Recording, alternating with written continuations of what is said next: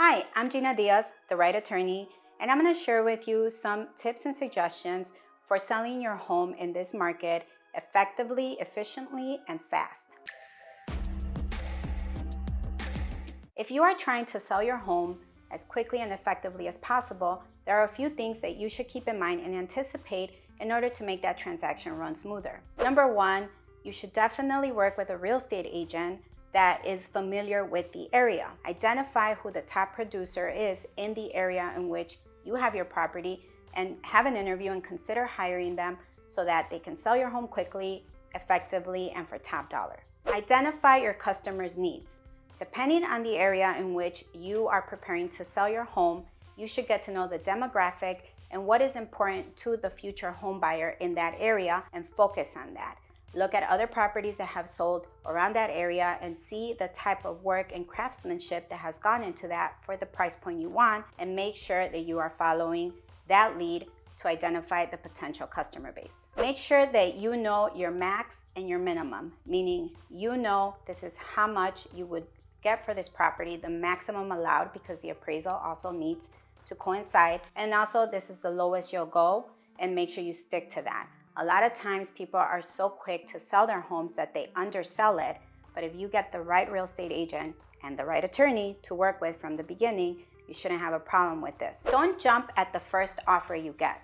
A lot of times as sellers, you want to get the property under contract as quickly as possible, so the first offer you get, you kind of take the offer, not realizing that there may be better offers along the way. My suggestion is to always give it a week or two and see how many offers you get before making a decision. You never know, you may get a higher offer or an offer with better terms that might help you close the transaction quickly. So make sure you follow your realtor and your attorney's guidance when it comes to this, and don't just jump at the first offer. Once you've entered into contract, set your terms. Make sure you create a sense of urgency. If there's a reason why you need to close by a certain time, make sure that is stressed and make sure that that is signed off on, and make sure that you also set the terms for what happens should the buyer not be able to close by that time. Is there a penalty? Is there going to be an extension? Is there a backup offer? Did you want to keep the property on the market in the event that this sale doesn't go through? All those things are important that you should discuss with your realtor, your attorney, and that they should be disclosed from the get-go to ensure that you're getting the best offer, you're having the smoothest closing, and that your closing goes as planned. Also, make sure that you anticipate and prepare for objections. For example, if you've accepted an offer from an FHA buyer, you know that there are certain things that FHA will not allow.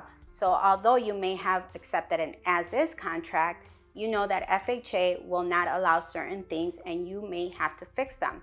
So before they even go and do their FHA inspection, make sure that you anticipate those repairs, get them done to make the process go quicker.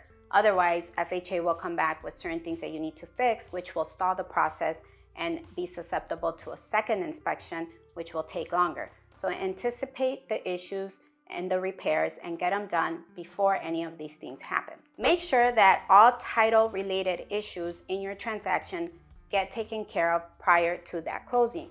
If you have a mortgage, make sure that you order a payoff in time. If you committed to getting a survey, make sure your attorney gets that survey.